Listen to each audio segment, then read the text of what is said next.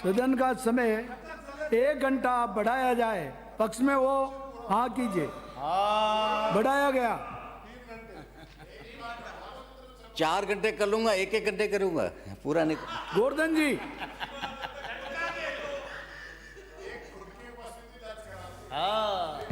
यही माननीय सभापति महोदय, राज्यपाल के अभिभाषण पर बोलने का समय दिया, इसके लिए आपको धन्यवाद। माननीय सभापति महोदय, वैसे विपक्ष के पास में ऐसा कोई मुद्दा नहीं है, ऐसा कोई माध्यम नहीं है जिससे विरोध कर सके।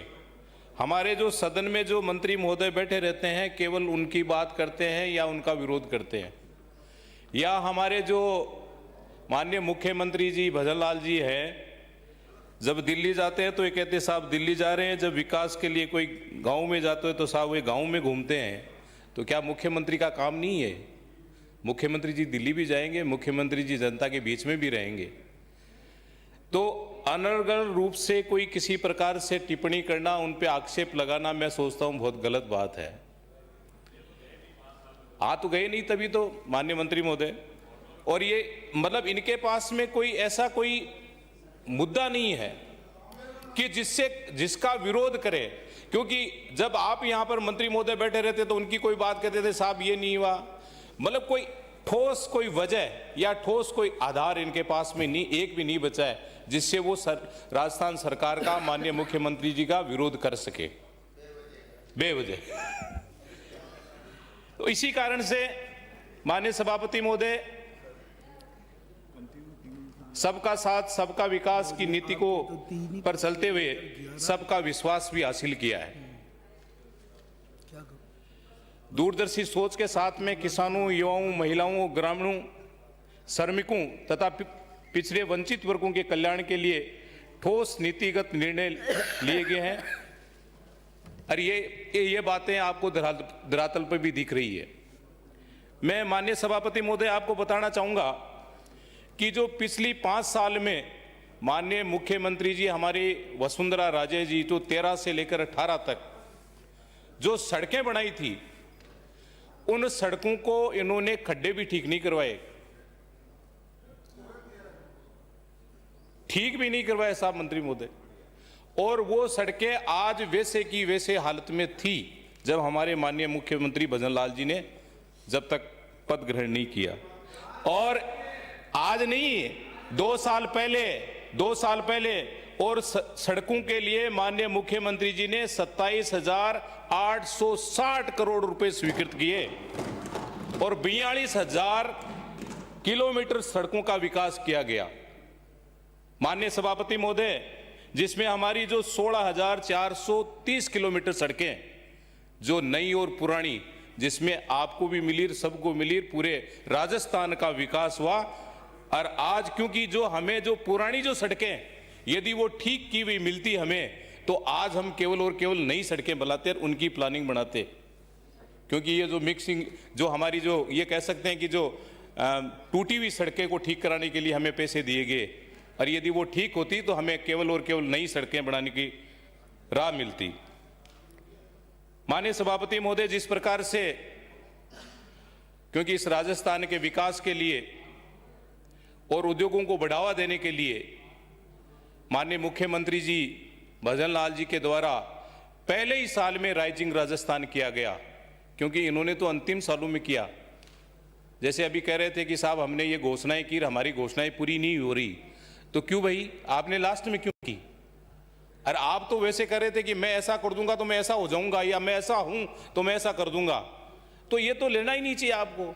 माननीय मुख्यमंत्री भजनलाल जी को हम धन्यवाद देना चाहेंगे कि उन्होंने पहले ही साल में राइजिंग राजस्थान किया गया और दूसरी साल के लिए उन्होंने डे भी फिक्स कर दिया राइजिंग राजस्थान।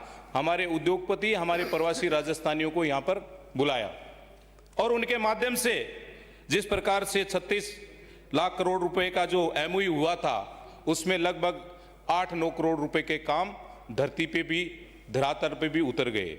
क्योंकि उसी का परिणाम है कि आज जिस प्रकार से हम देखते हैं कि बिजली का जो संकट था, क्योंकि पहले ही साल में जिस प्रकार से हमारे सभी माननीय विधायकों के पास में ये फोन आते थे कि साहब बिजली नहीं है, हमें खाना कैसे खाएं, हम खाना कैसे पकाएं, हमारे बच्चे कैसे पढ़ेंगे। लेकिन इस 2 साल के समय में जैसे ही माननीय मुख्यमंत्री भजन लाल जी ने पद ग्रहण किया, हमारी सरकार के मंत्रियों ने ग्रहण किया, पद ग्रहण करने के बाद में बिजली की समस्या का समाधान हो गया। आज एक भी हमारे जो माननीय सदस्य हैं उसके पास में कोई फोन नहीं आता। तो इसलिए मैं धन्यवाद देना चाहूँगा कि उन्होंने, माननीय मुख्यमंत्री जी ने, जो रात के समय में जो बिजली देते थे वो अब बिजली दिन के समय में भी मिलती है किसानों को। माननीय सभापति महोदय, जिस प्रकार से हमारे माननीय सदस्य ने कहा कि यमुना जल का पानी कब आएगा, तो आपने तो पता नहीं कितने बार उसके 25-30 साल पहले तो वोट ही ले लिए। आपने तो यमुना जल का पानी इस शेखावाटी बेल्ट में लाने का वादा किया था, आप क्यों नहीं लाए? कई बार तो उसका शिलान्यास कर दिया, कई बार उसका उद्घाटन कर दिया, कई बार उसका लोकार्पण कर दिया, लेकिन अभी भी आप कह रहे हैं कि आप कब लाओगे। तो माननीय मुख्यमंत्री जी ने जिस प्रकार से ठोस नीति के आधार पर जो यमुना जल का पानी जो चूरू, सीकर और झुंझुनू के लिए जो योजना बनी है, तो उसकी जो हमारी, मैं ये कह सकता हूं कि हथनीकुंड बैराज से आवंटित होने वाला जल की विस्तृत परियोजना प्रगतिशील है और अंतिम चरण में है। मैं माननीय सभापति महोदय आपके माध्यम से कहना चाहूंगा कि जिस प्रकार से ये कह रहे हैं कि साहब ये पंचायत राज परिसीमन किस प्रकार हुआ, या वो आप, मैं अकेला यूज नहीं कर रहा हूं, मैं स्टैंड नहीं, मैं तो कागज रख रहा हूं। माननीय सभापति महोदय, जिस प्रकार से ये कह रहे हैं कि ये परिसीमन किस प्रकार से हुआ, तो आपसे बेटर कौन जानता है कि परिसीमन किस प्रकार से किया जाता है? नहीं, वो तो आप इस बात के तो हसीन सपने छोड़ दो कि अब वो समय गया, अब वो आप छोड़ दो इस बातों को, मुंगेरी लाल के हसीन सपने। मैं सभापति महोदय वही कह रहा हूं, मैं वही आपको निवेदन कर रहा हूं माननीय सभापति महोदय कि जिस प्रकार से हमारे माननीय मोदी जी के द्वारा, जिस प्रकार से माननीय भजन लाल जी के नेतृत्व में जो मिशन 2047 लेकर चल रहे हैं, तो मैं दावा कर सकता हूं कि भारतीय जनता पार्टी सरकार लगातार रिपीट होती रहेगी। माननीय सभापति महोदय, जिस प्रकार से परिसीमन की बात कर रहे थे, तो परिसीमन में पहले तो इन्होंने 13-13 किलोमीटर, 14-14 किलोमीटर, और पता नहीं कहीं कहीं पर तो इन्हें 450, 400, 300 लोगों का ही वार्ड ही बना दिया। तो परिसीमन किस प्रकार से होता है तो आपको पता ही है। परिसीमन हमारे माननीय पंचायत राज मंत्री जी के अध्यक्षता में हुआ, और राजस्थान में जो भी निर्णय लिया गया वो बहुत नीतिगत लिया गया। माननीय मुख्यमंत्री जी के द्वारा भी स्पष्ट निर्देश दिए गए कि जनता के हित में हमें काम करना है, और यही कारण है कि हमारी कई पंचायतें बनी है और कई पंचायत समितियां बनी है। इसलिए माननीय मुख्यमंत्री जी को हम इस बात का धन्यवाद देना चाहेंगे। माननीय सभापति महोदय, जिस प्रकार से ये SIR के संबंध में भी कह रहे हैं कि SIR में जो नाम जुड़ नहीं सकता, घट नहीं सकता, और ये बीजेपी वालों ने ऐसा कर दिया, तो मैं कहना चाहूंगा माननीय सभापति महोदय, भारत का नागरिक है, राजस्थान का नागरिक है, जिसके पास में डॉक्यूमेंट्स है उसको कौन हटा सकता है?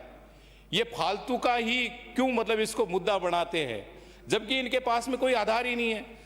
वो मतदाता जो राजस्थान का निवासी है, वो मतदाता जो भारत का निवासी है, वो नाम अपना कोई उसका हटा ही नहीं सकता। तो इसमें विरोध करने वाली बात कहां से आ गई? SIR, पता नहीं, क्योंकि इनके पास में मुद्दे तो है नहीं, इसलिए ऐसे मुद्दे ये लेने की कोशिश करते हैं कि हमें कुछ न कुछ लोगों के बीच में जाएं, लोगों को कुछ कहें। माननीय सभापति महोदय,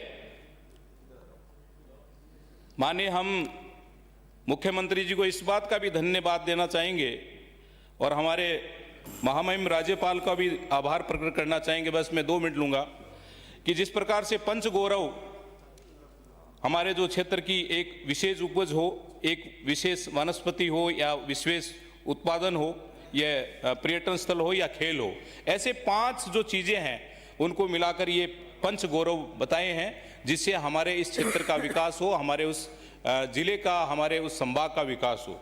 माननीय सभापति महोदय, जिस प्रकार से वीबी जी राम जी पर जो ये विरोध कर रहे हैं, मैं तो ये कहना चाहूंगा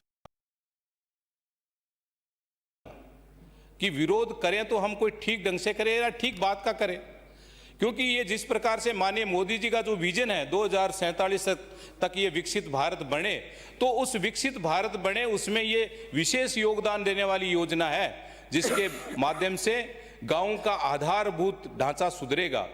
क्योंकि नहीं, पहले तो नरेगा में खड्डे खोदते थे और खड्डे बूर देते थे वापस, लेकिन इस 20-25 साल में हम देखें, 20 साल के अंदर 2006 में चालू हुआ था, तो उसके बाद में कुछ नहीं हुआ। तो ये हमें गांव में जो हमारे जो स्कूल हैं, विद्यालय हैं, जो हमारे सार्वजनिक स्थान हैं, उन पे सड़कें हैं, उनमें बनाने का हमें मौका मिलेगा। आपने समय दिया, इसके लिए बहुत बहुत धन्यवाद। Shri thank you. DDG Berwa.